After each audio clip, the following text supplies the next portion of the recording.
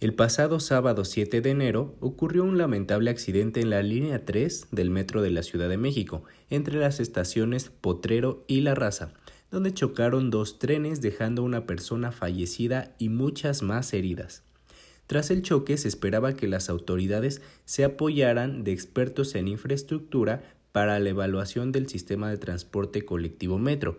Sin embargo, fue una sorpresa para todos cuando en su lugar la jefa de gobierno Claudia Sheinbaum anunció el despliegue de poco más de 6,000 elementos de la Guardia Nacional para vigilar las estaciones. Ante esta decisión del gobierno de la Ciudad de México, el director de Investigación y Políticas Públicas de México Unido contra la Delincuencia, Edgar Baltasar, nos habló sobre la situación para despejar un poco la incertidumbre que se generó en la ciudadanía. Y esto fue lo que nos dijo. Implica pues un fracaso de la vía civil en el caso de una atención a un problema de seguridad. Y también esto creemos que genera más dudas que certezas porque, por un lado, un despliegue de la Guardia Nacional constitucionalmente, legalmente, justificadamente, es ante problemas de seguridad, ¿no? Ante una escalada de violencia criminal, una escalada de grupos criminales, enfrentamientos, delitos como tal. Pero en este caso es la atención de un problema público, de un servicio de transporte. Entonces, pues no consideramos que sea proporcional ni adecuado. Entonces implica eso, que es una atención no correspondiente al problema, ¿no? La solución de un despliegue de este tipo no corresponde a las necesidades del metro, que pues nosotros, por ejemplo, en México Unido contra la Delincuencia somos una organización especializada en seguridad y pues consideramos que la Guardia Nacional pues cumpliría unas funciones diferentes a este problema que no nos tocaría a alguien como nosotros, ¿no? Tampoco sería para ingenieras, ingenieros, personas expertas en movilidad, transporte público, entonces es algo que no corresponde, pues implica eso y pues consideramos que es inadecuado.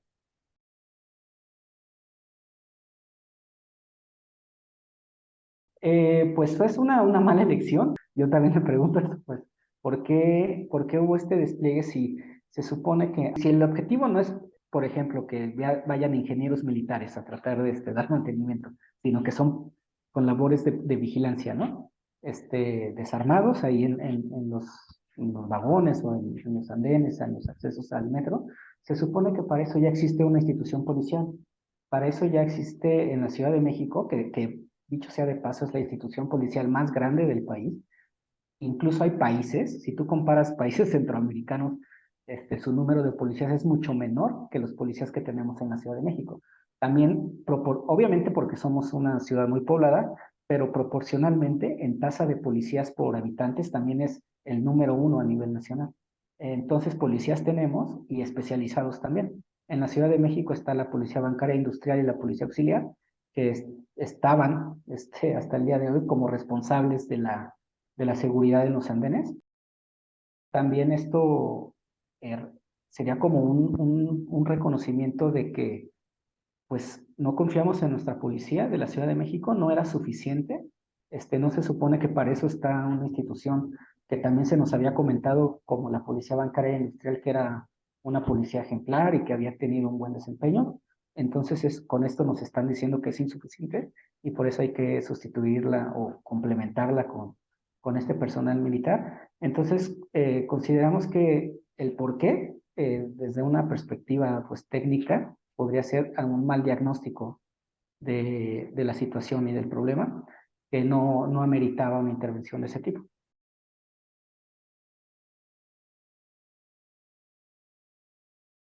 Uno de los más significativos es sobre la formación del personal.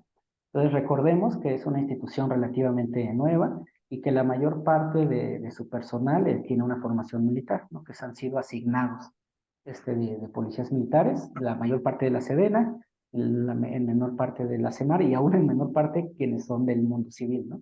Entonces, pensemos, para la audiencia en una situación muy cotidiana en el metro, ¿no? ¿Qué tipo de problemas de convivencia, de inseguridad y de violencia común atiende un policía en el metro? riñas, empujones, el comercio informal y las conflictividades que se pueden dar. No, afortunadamente, no vemos enfrentamientos armados, no vemos una proporción de narcotráfico así súper evidente, o delitos federales, ¿no? Que sí existen, ¿no? Hay delitos en el metro, pero no en una proporción que necesiten un despliegue de esta naturaleza. Entonces el riesgo es, imaginemos, una riña entre, porque son comunes en el metro. Un policía capacitado como primer respondiente para transformar conflictos tiene capacidades mediadoras y de uso de la fuerza desde comandos verbales, es decir, contener un conflicto, evitar que escale, negociar, hacer detenciones, hacer en algún caso fuerza corporal, cuando alguien se pone que robó un carterista en el metro, ¿no? Por ejemplo, que lo identifican y el policía lo va a detener y el carterista no tiene arma, pues el policía le puede aplicar una técnica corporal legítima, legal, sin exceder la fuerza y detenerlo, ¿no? Yo dudo mucho que personal militar tenga conocimientos de ese tipo.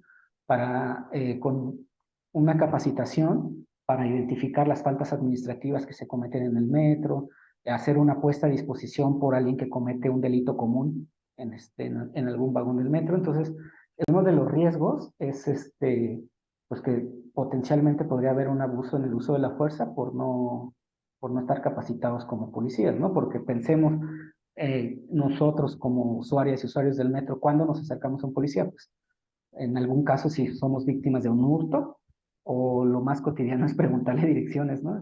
Oiga, ¿cómo llevo a Pantitlán, no? Entonces, alguien que tiene una formación militar y que nunca había estado ahí en el metro trabajando, que no tiene esta formación de la necesidad del servicio, pues no considero que lo pueda hacer de forma adecuada. No necesariamente va a haber más seguridad, si no tenemos a las personas adecuadas haciendo un trabajo adecuado en una cantidad proporcional al problema, no solamente una cifra así tan abrumadora de 6.060, porque por ponerte un ejemplo, nosotros monitoreamos mes con mes el monitoreo de la Guardia Nacional en los estados.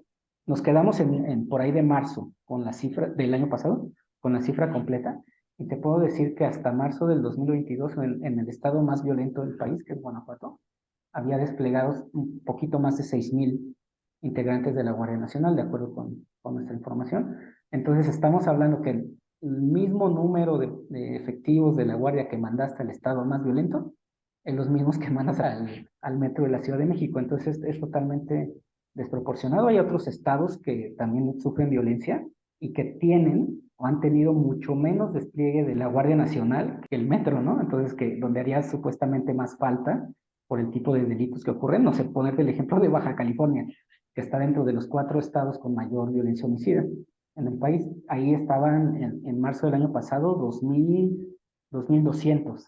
Entonces, 3 veces menos que en la Ciudad de México. Y también la proporción, en el último corte que tuvimos del año pasado, identificamos que en la Ciudad de México había 13.000 efectivos de la Guardia Nacional. Entonces, si tú vas a mandar a 6.000 solo al metro, me estás diciendo que vas a mandar a casi la mitad de los que identificaste que la ciudad ocupaba, ¿no? La mitad nada más en el metro. Entonces, no sé, faltaría como conocer de parte de la autoridad una justificación de la cantidad y también de la temporalidad, porque si es un cuerpo de tipo militar, pues su intervención debiera ser excepcional. Tampoco es para que se quedaran ahí.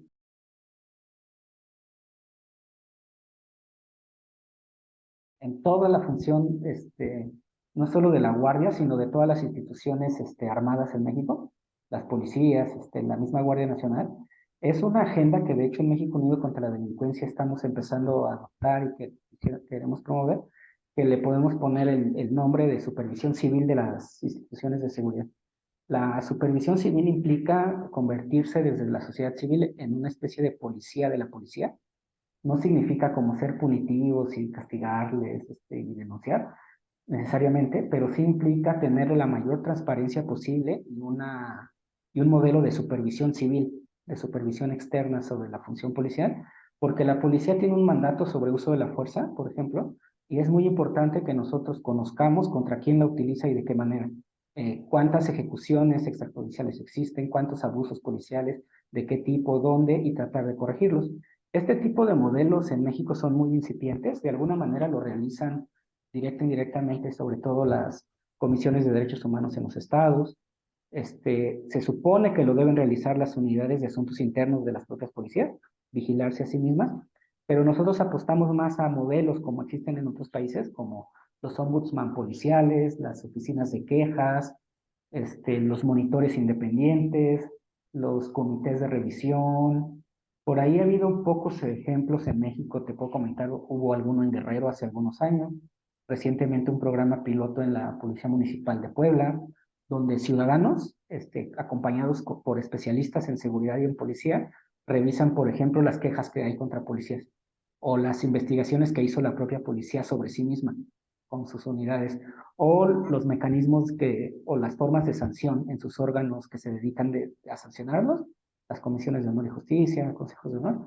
Y a eso me refiero, pues que esto de que si existe un órgano ad hoc para vigilar qué haga la policía en este lugar, en el metro en particular, no sé si existe uno en concreto, pero los que ya existen como tal, o sea, la Comisión de Derechos Humanos de la Ciudad de México, pues debería tener una labor de observación. La propia ciudadanía como tal no necesitan ser parte de un movimiento, de una asociación civil. Cualquier ciudadano o ciudadana que note alguna irregularidad o sea testigo de algún abuso, pues podría compartirlo públicamente.